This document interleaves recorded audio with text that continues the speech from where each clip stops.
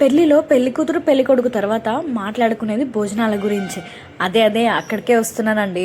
పొద్దున పెళ్లి కాబట్టి బ్రేక్ఫాస్ట్ అక్కడే, లంచ్ అక్కడే అనమాట. బ్రేక్ఫాస్ట్లో ఇడ్లీ వడ ఉప్మా అయితే పెట్టిళ్ళు. ఇంకా లంచ్లో అయితే చెప్పనక్కర్లేదు, ఫుల్గా వెరైటీస్ అయితే పెట్టిళ్ళు. ఎక్కడ పోయినా మా అపార్ట్మెంట్ బ్యాచ్ అయితే మంచిగా ఒక్క దగ్గర కూర్చున్నాం అనమాట. మా సైడ్ తెలంగాణలో అయితే ముక్కలైందే ముద్ద దిగదు.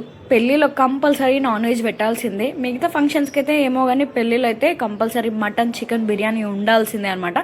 నాకు బాగా నచ్చింది ఏంటంటే ఈ బఫే సిస్టమ్ కాకుండా ఇలా కూర్చొని తినడం అయితే చాలా ప్రశాంతంగా, నీట్గా బాగుంది. చాలా తృప్తిగా తిన్న ఫీలింగ్ అయితే వచ్చింది. మొత్తానికి మస్తు ఉండే మన లంచ్ అయితే. ఇంకెన్ని పెడతావమ్మా పెళ్లి వీడియోస్? పెళ్లి చేసుకొని పిల్ల అత్తగారి ఇంటికి కూడా పోయింది, కానీ నీ వీడియోస్ అయితే అయిపోతలేవు, వస్తూనే ఉన్నాయి ఒకటేకొకటి అని కొంతమంది అయితే అంటున్నారు. కానీ ఇది లాస్ట్ వీడియో అండి, చూసేయండి, ఇంకా తప్పదు మీకు కూడా.